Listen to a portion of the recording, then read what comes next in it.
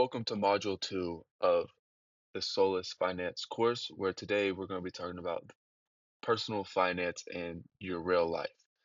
First off, let's take a moment to just appreciate the technology that we have at our fingertips to be able to move around the world and connect with anybody, anywhere, at any point in time, and to be able to listen to this video and gain this knowledge and wisdom to be able to apply to your life. So, with that being said, this is SOLUS Finance, and let's get into it.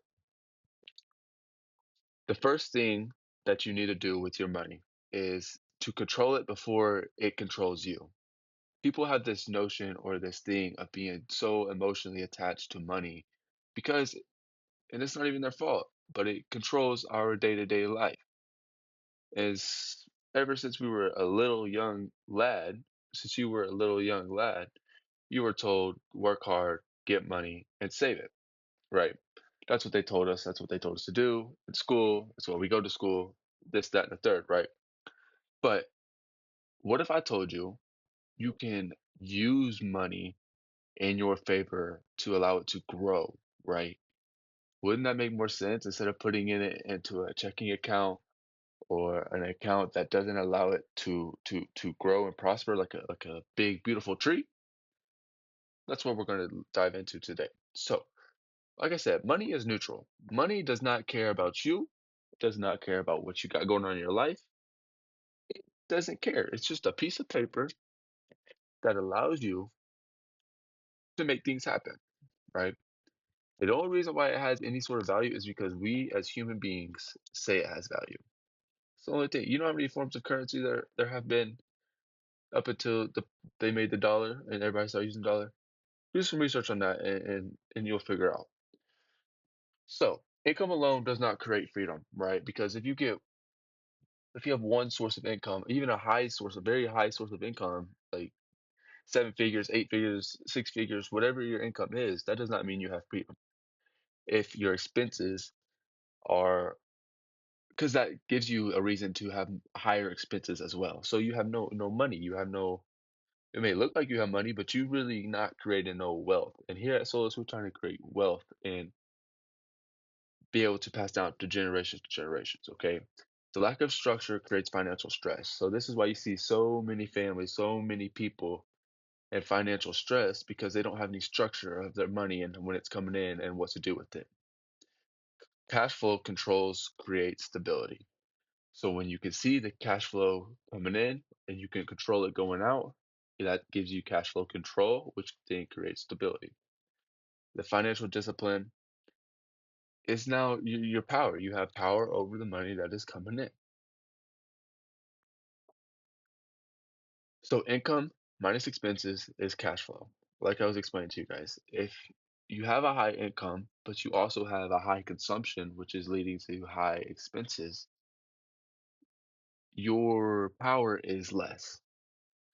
But if you have income and you can, which we'll dive later into this in the video, but I'm just giving you a brief explanation. If you have high income and you can control and manage your expenses to live below your needs, that is key. Living below your means, not going out and buying, food every night, not going out and partying every night, not going out and buying your girlfriend this or that or whatever the case you may be.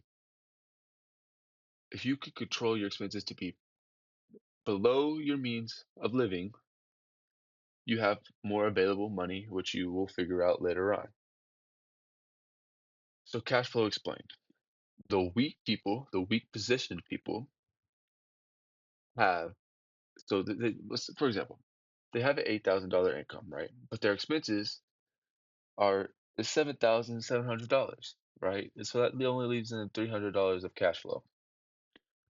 First off, there's no emergency for them. So if their car were to break down, if they were to get sick, lose a job, anything, they only have $300 to live off of, right? Boom. So they have no investment power. They have no emotional reactive and trapped in income. Now, I have to be clear.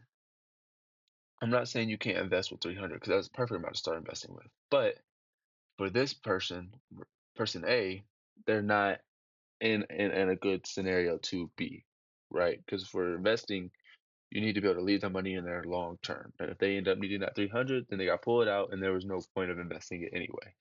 Okay, so let's go to person B, the strong position person, the quietly powerful person. Their income is less, right?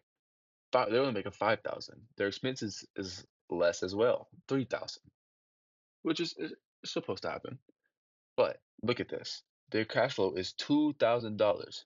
How is it the person with less income has a more cash flow than the person with less, right? I'm sorry, with person with more. They have 40% surplus and they can invest monthly, can survive setbacks, and move with confidence because they're not worried about, they have a peace of mind if something were to come to them or emergency was to happen. They have $2,000 in cash flow to go to use.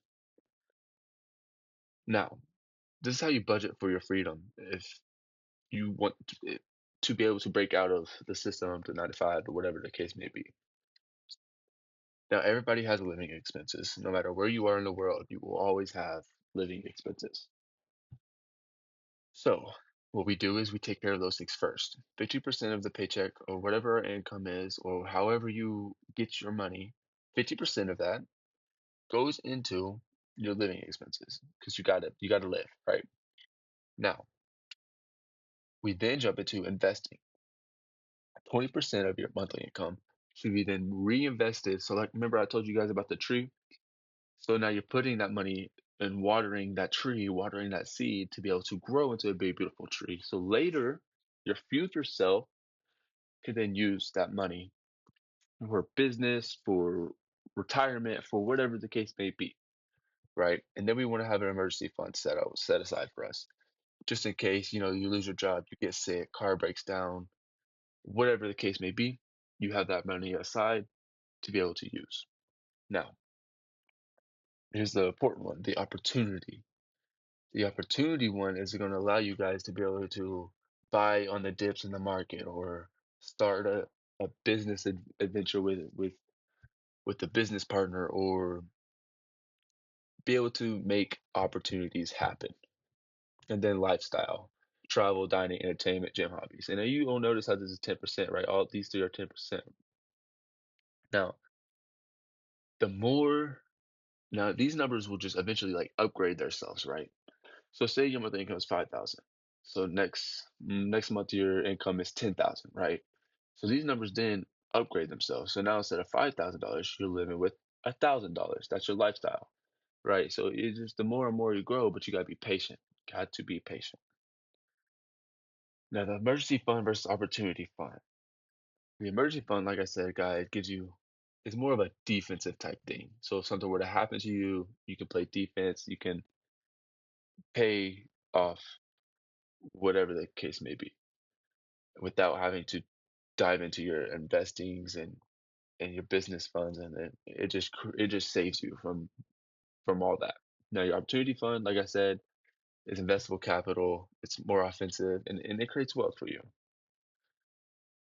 Now this is where most people get confused. So I'm gonna try and break it down as simple as possible as I can.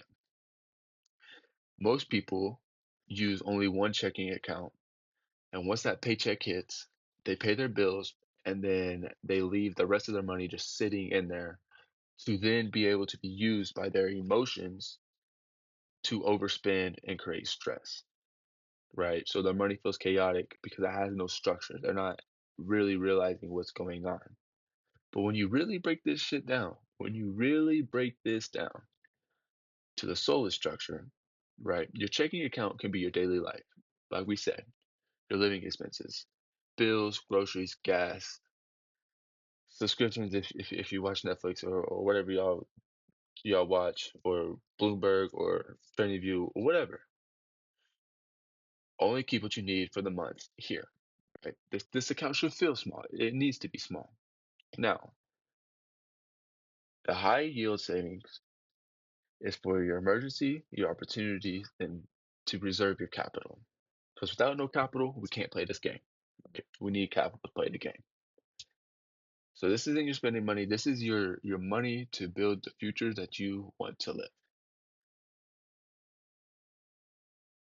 Now, taxes. This is a very gist thing of taxes because later on, I'll eventually explain the tax brackets and when you're not making enough, anyways, taxes. We'll keep it simple. Earned income is taxed the highest, right? So you get that paycheck, it's instantly taxed, already being taxed. But business income is more flexible, and then capital gains is taxed differently because you're only taxed when you sell. So as long as you don't sell, you can't get taxed. Just a little hint for you guys. And then deductions reduce taxable income as well. So if you have your business, you can deduct your subscriptions for, let's use trading for example. If you're trading, you can deduct your laptop, your internet, your subscriptions to TradingView. All of these things are tax deductible and allow you to reduce the taxes. Now, to wrap things up, the financial framework to Solus and how we can, what we want to teach you here is taking control of your money. Don't be scared to sit down and look at your money, right? It's just a piece of paper. Like I told you, it's just a piece of paper. It, but it controls how we live our lives day to day, right? Controls it like that. We want to create positive cash flow. We need to track our income and expenses and eliminate financial chaos to give us more peace of mind. It also allows us to have protection. Once we are able to control our money, it gives us protection. Protection from emergencies, protection from anything that may be a burden to you financially. Then we can then deploy what we have to invest and use